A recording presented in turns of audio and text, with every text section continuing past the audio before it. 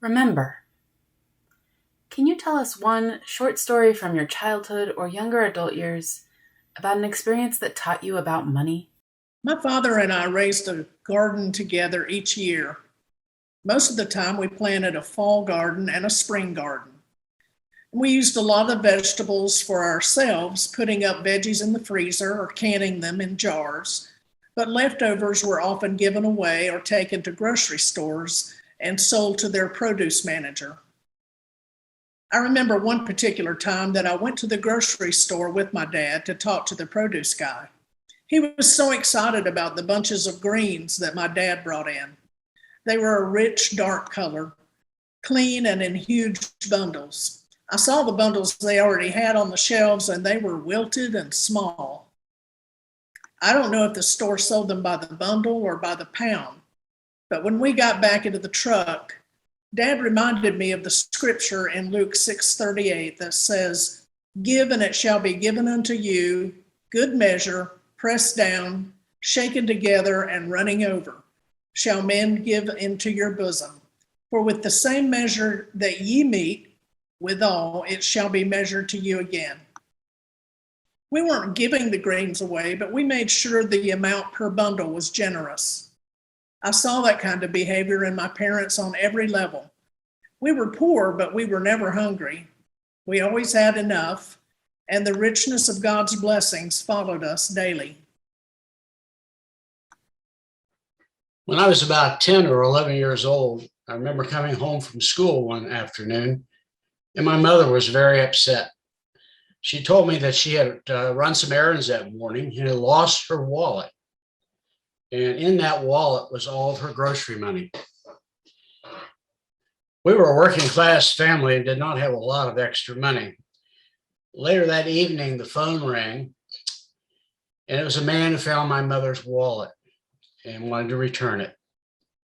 I rode with her in the car, and she was very happy to find out that all the money was still in the wallet. I learned two important lessons that day. One, that there were truly honest people in this world.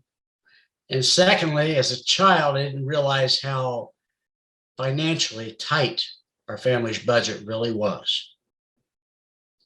I grew up in a comfortably middle-class neighborhood in Rochester, New York.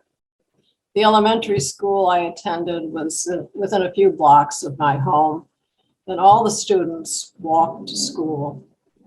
When I started high school, its student population drew from several elementary schools on the west side of the city. I noticed some of my classmates came from families that lived in really large houses and wore very fashionable clothes to school. Others came from neighborhoods where most of the families rented houses or apartments. I knew some of my classmates lived in apartments that were over stores on busy streets.